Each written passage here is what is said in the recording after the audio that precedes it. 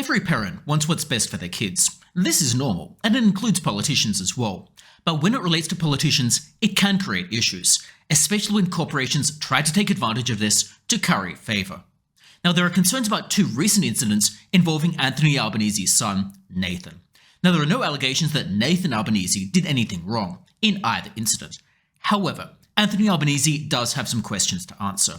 And this is because both instances look like they could create the appearance and possibly the actuality of a conflict of interest. Now, Anthony Albanese's approach to any questions raised about these has been typical misdirection and obfuscation. Now, there might well be good reason for the incidents, but refusing to answer questions about them does not instill confidence. So let's look at these in a little bit more detail. One incident involves the scandal-plagued PWC.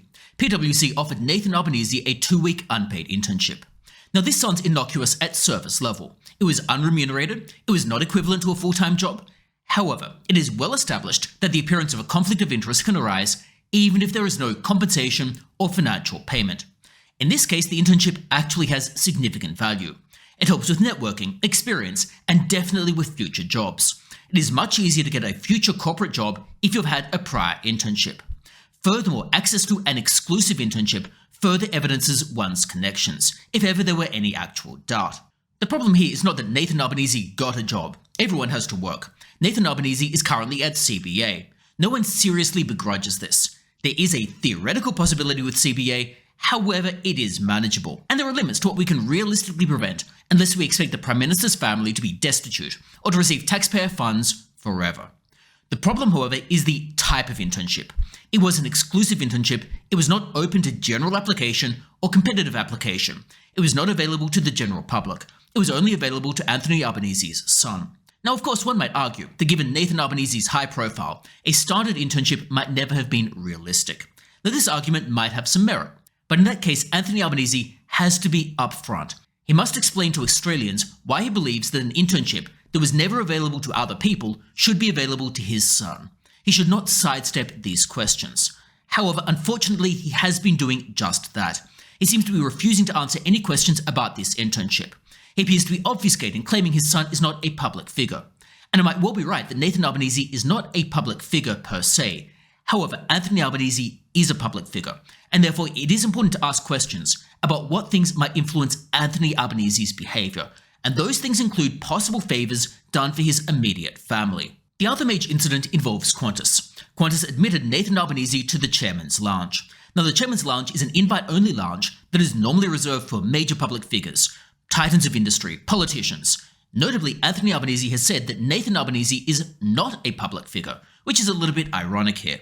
But in any case, lounge access has a definite monetary value. Indeed, Qantas actually charges for the privilege of accessing their lesser lounges, at which there is no exclusivity, less networking, and less status. So presumably the Chairman's Lounge is worth even more than a standard offering. The concern, of course, is that if Qantas offers lounge privileges to the Prime Minister's son, well, the Prime Minister might be positively predisposed to it.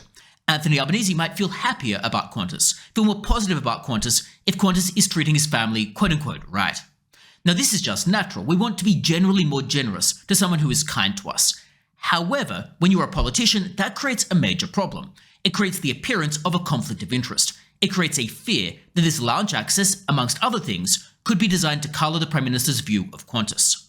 Now, the lounge access by itself is unlikely to shift the needle in any major decisions, but everything adds up. Everything adds up, and it looks like Qantas is trying to curry favour. Notably, for example, the Albanese government helped to further entrench Qantas's position by denying Qatar Airlines additional operating routes, thereby lessening competition and harming consumers.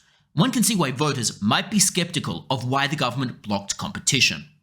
Obviously, there was no allegation here of a direct quid pro quo.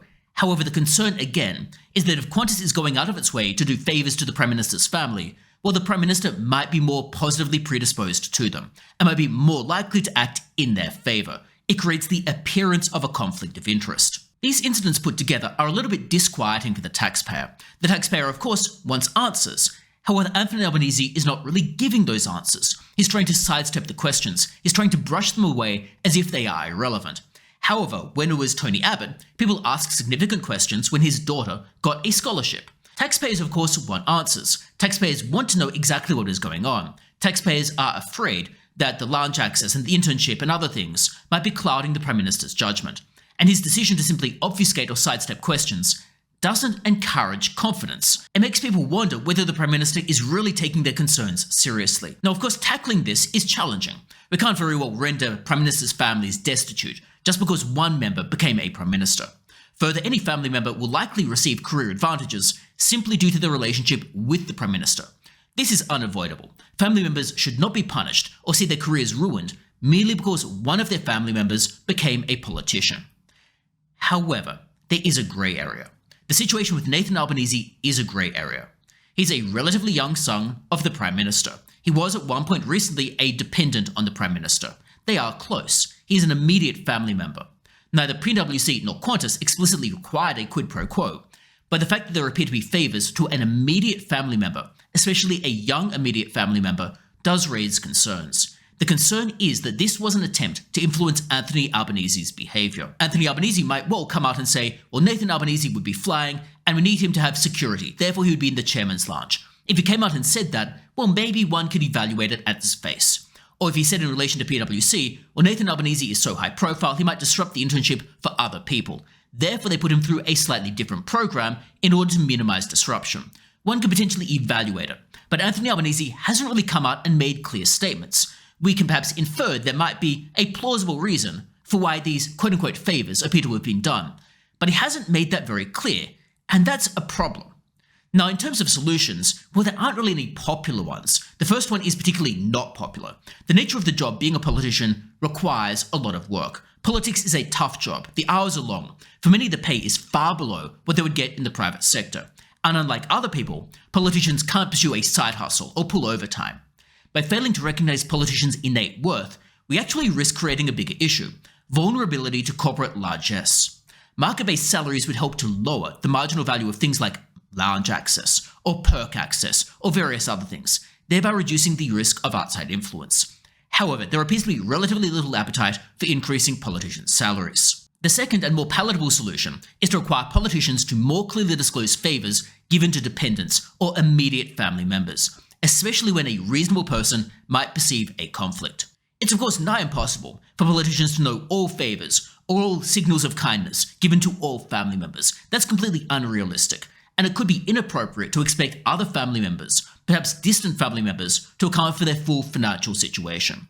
However, when it involves an immediate family member, a family member who at least recently was a dependent, then there is a reasonable expectation that there might be better disclosure and better explanations. A reasonable person might infer a conflict of interest, at least the appearance thereof, and therefore disclosure and explanation is definitely necessary. Not only that, voters are entitled to have thoughtful answers when they ask questions about these issues. They're entitled to be treated with respect when they raise concerns. The Prime Minister should be coming out and trying to explain why these are not a conflict in his eyes, rather than just bullying people, rather than just obfuscating, rather than just saying that there's a lot of misinformation out there. What he should be doing is he should be straight with voters, and voters are entitled to expect that. But if you've got any thoughts about the PWC internship or the Qantas situation with Anthony Albanese, let me know that in the comments below. And otherwise, it would be really great if you subscribe to the channel. That would really help out. And hopefully I see you next time too.